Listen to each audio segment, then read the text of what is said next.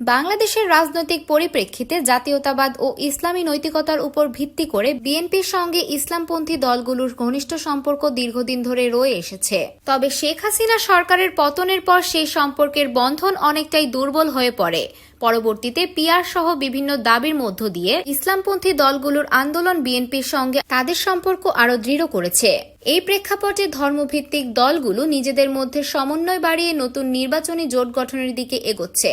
সূত্র জানিয়েছে, ইসলামী আন্দোলন বাংলাদেশ, বাংলাদেশ খেলাফত মজলিস, জমিয়তে ওলামায়ে ইসলাম, খেলাফত ইসলামী আন্দোলন এবং ইসলামী ঐক্যজোট, এই 5টি দল জামায়াত ইসলামীকে কেন্দ্র করে এক নির্বাচনী জোট গঠনের পথে রয়েছে। 300 আসনের মধ্যে জামায়াত অন্তত শতাধিক আসন ছাড়ার প্রস্তাব দিয়েছে। ইসলামী আন্দোলন দাবি করেছে 100টি আসন। মামুনুল হকের নেতৃত্বাধীন খেলাফত মজলিস চাইছে 50টি আসন। অবশিষ্ট 3 দল মিলিতভাবে 70 থেকে 80টি আসন দাবি করেছে। জামায়াতে ইসলামের সহকারী সেক্রেটারি জেনারেল হামিদুর রহমান আজাদ বলেন, দেশপ্রেম, স্বাধীনতা ও গণতান্ত্রিক মূল্যবোধে বিশ্বাসী দলগুলোর সঙ্গে রাজনৈতিক ও নির্বাচনী সমঝোতা সম্ভব। এ বিষয়ে সময়মতো সিদ্ধান্ত নেওয়া হবে। ইসলামী আন্দোলনের মহাসচিব ইউনুস আহমেদ জানান, প্রতিটি আসনে ইসলামের পক্ষে একজন প্রার্থী থাকবে।